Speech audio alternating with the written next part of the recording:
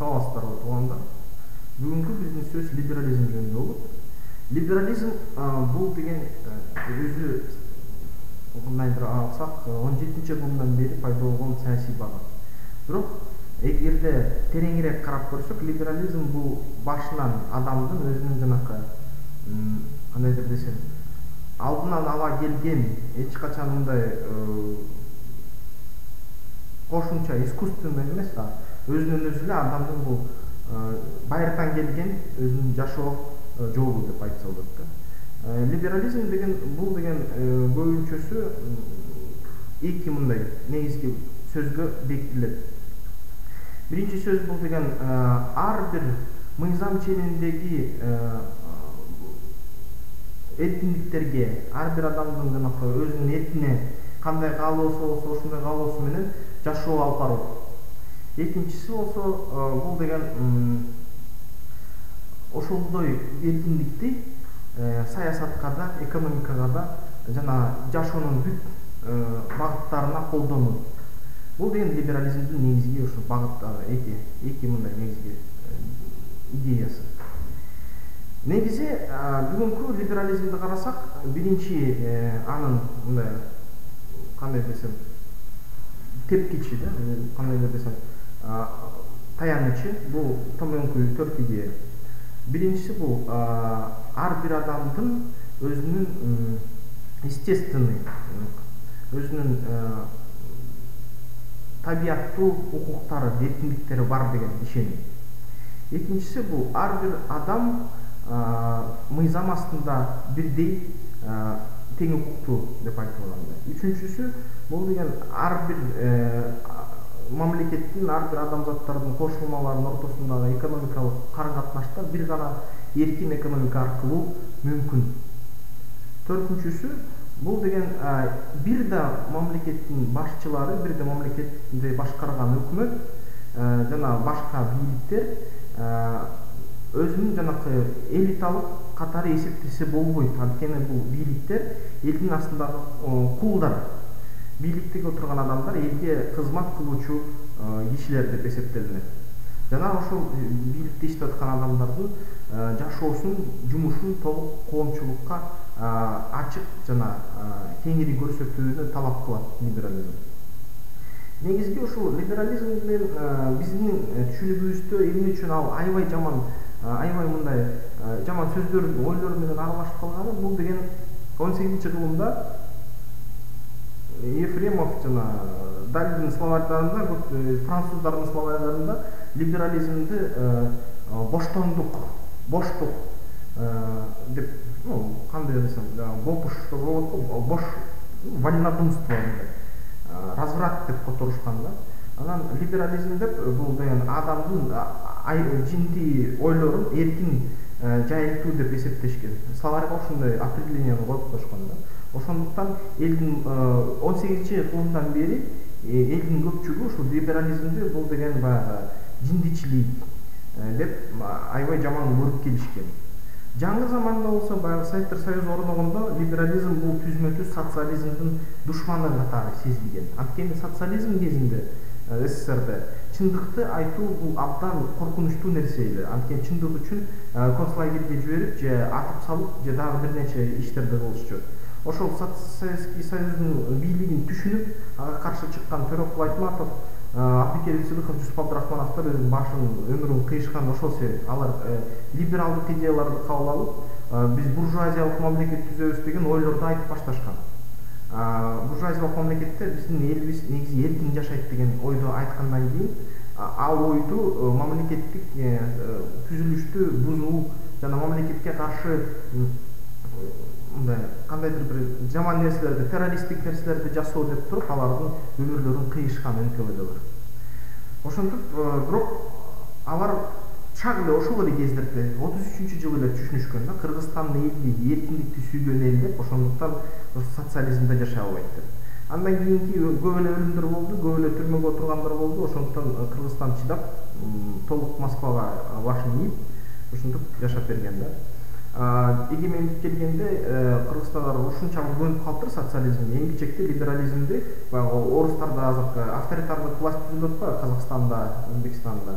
ошолорду угуп алып, ошолорду көрүп алып, эмгичекти элдин жалпыбыз, особенно улгайган адамдарыбыз көп учурунда мындай дейт да: ой, либерализмдер, демократиялар өлкөнү таркатты, заводдорду, фабрикаларды сындырды, жана башка.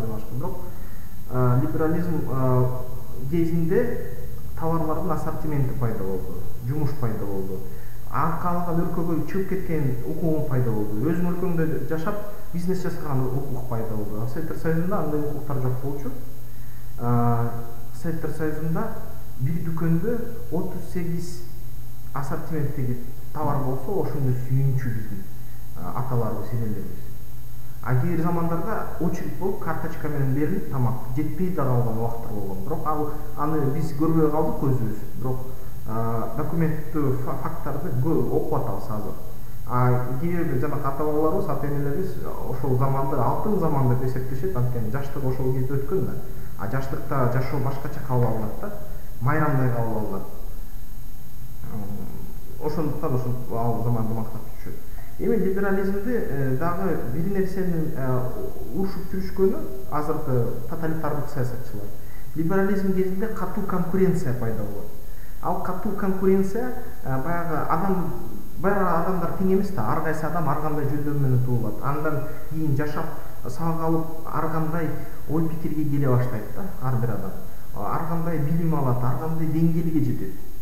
Ошол деңгээлге жетип дайыма жаштар төрөлүп, жыл сайын өсүп, жаңы жаштар чыгып атканда, баягы бийликке келип, уже улгайып, карып, уже кандайдыр бирок бийликти бекем коргоого кармагандарга бул конкуренция өсөт. Конкуренция өскөн бул эмне? Эгерде ошол жаш бала сени жеңип кетсе, сени бийликтен кетирет, өзүнүн политикасын алып барат деген сөз. Ошондуктан либерализмди жаштар көтөрүшүп, туу кылып, анан бийликти алышкандан кийин, анан карып, уже ошол бийликте узак убакытта болгондон кийин либерализмди жек көрө баштайт. Бул ачыгынан ачык конкуренция. Анткени жаңы конкуренттер, жаңы карышкырлар, жаш карышкырлар, күчтүү карышкырлар келет деп, ушулар биздин койгон тартипти бузат деп, ошолорго либерализмге каршы бөгөт коет деп уруш башталат. Либерализм бул жаман нерсе, либерализм бул деген извращение деп, либерализм бул харам, либерализм бул гей проституткалар деп айтылат да. Бул деген сойкулар, либерализм бул тиги, бул либерализм бул тиги деп башташат. Бирок чынын карасак, мындай бүт жанакы кандайдыр десем, керек эмес мындай кошумча сөздөрдүн баарын тазалап туруп, таза чындыгын карасак, либерализм бул конкуренттүү өлкө, конкуренттүү мамлекетти түзүүгө жардам берген нерсе. Ошондуктан конкуренция катуу болуп кеткенде, улгайган биздин кандайдыр саясатчыларыбызга, бизнесмендерге, жаш бизнесмендер, жаш саясатчылар аябай коркунуч түздүрүп, атканынан либерализмди урушушат. Эми дагы либерализмдин атын жаман бузгандар бул баягы азыркы кездеги жаңы СШАда өзүн либерал деп атаган движениялар, алар политкорректность деген нерсени киргизишти. Алар дагы баягы социализмдин негизги кандайдыр бир куралдарын алып, идеяларын алып, либерализм менен кошуп атышат. Социализм бул деген көпчүлүктүн укугун сакташ үчүн азчылыктын укугун тебелөө деген сөз да. А либерализм бул деген ар бир адамдын, азчылык эмес, ар бир адамдын укугун сыйлоо деген сөз. Ошондо ошол жаңы неолибералдар, алар биз либералбыз деп туруп адамдардын укугун тепсегенде, көпчүлүк адамдар ушул да либерализмди деп критиканы башташат, либерализмди уруша башташат да. Алардын урушканын мен түшүнөм, мисалы үчүн. Жеке оюм мындай. Ошондой либерализм мүмкүн эмес. Баягы адам деген аял киши эгерде боюнда болуп калса, ал кичине боюнда калып кала бербейт, туурабы? Эгерде либерализм болсо, эркиндикти коштосоң, анда ар бир адамдын укугун коргошуң керек. Ар бир жарандын укугун коргошуң керек. Кандай гана болбосун. Эгерде либерализм деп туруп, анан жок, биз деген көпчүлүк голосовать этип койду, ошол бир адамдын өмүрүн алып коелу же бир адамдын байлыгын алып коелу, калгандарга тараталы деген ойго келсеңер, анда либерал эмессиңер, социалистсиңер да. Ошондуктан ушинтип либерализмге кирип кеткен адамдар кээде ары бери өкүшөт. Ал туура эмес нерсе. Кыргызстанды алсак эми, Кыргызстанда биздин калкыбыздын 40% социализм деп, активдүү социализмде жашашат. 60% социализмди билбейм, либерализмди билбейм, тияк биягыңды билбейм деп өз жашоосун курушуп 60% нормальный жашоо менен жашап келатышат. Бирок ошол жашоосу толук либералдуу. Мисалы үчүн азыр Кыргызстанда любой бир жаранды токтотуп туруп сурасаңар, айланайын эме сен деген могул нанды алып атканда өзүң албашың керек. Сен ушул нанды алып атканда муфтиятка барып уруксат сурашың керек. Мен ушул нанды алсам болобу? Бүгүн үйгө келаттым эле жумуштан, азыр нан алыш керек үйгө. Кайсы нанды алайын деп муфтийди чакырышың керек, же кайсы нанды алайын деп туруп мамлекет органдарынын инспекциясын чакырышың керек, же кайсы нанды тандап бергилечи деп туруп башка бирөөсүн чакырышың керек. Сен ошого макул болосуңбу деп сурап көрсөңөр, любой адам 90% адам мындай жооп бере салат. Барча арада эмне менин укугума кирип атасың? Кандай нан алсам ошондой нан алам. Көбүнчөсү баягы аял менен кеңешип көрөм, кандай нан десе ошону алам деп коет. Эркектерден сураса, аялдардан сурасаңар, өзүм билем кандай нан алам деп коет. Ушинтип ар бир кичинекей майда суроолордо ушинтип негизи бүт элдер өз турмушун алып барат. Демек, булар өзүнүн табигый укуктарын колдонушат. Демек, либерализм бул Кыргызстанда табигый нерсе. Биз ушундан кетпейбиз, ошон үчүн биз либералдык демократиялык өлкө деп эсептелебиз. Бирок ошол учурда Кыргызстандын өнүгүшүнө чоң тоскоолчулуктарды коюп аткан саясатчылар, популист жана социалисттер бар. Ошондуктан либерализм мындай күнүмдүк турмуштук жашообузда бар болгону менен саясий жашообузда жок. Саясий жашообузда азырынча баягы СССРден калган социализм келет. Бүгүнкүгө ушуну менен сөздү бүтүп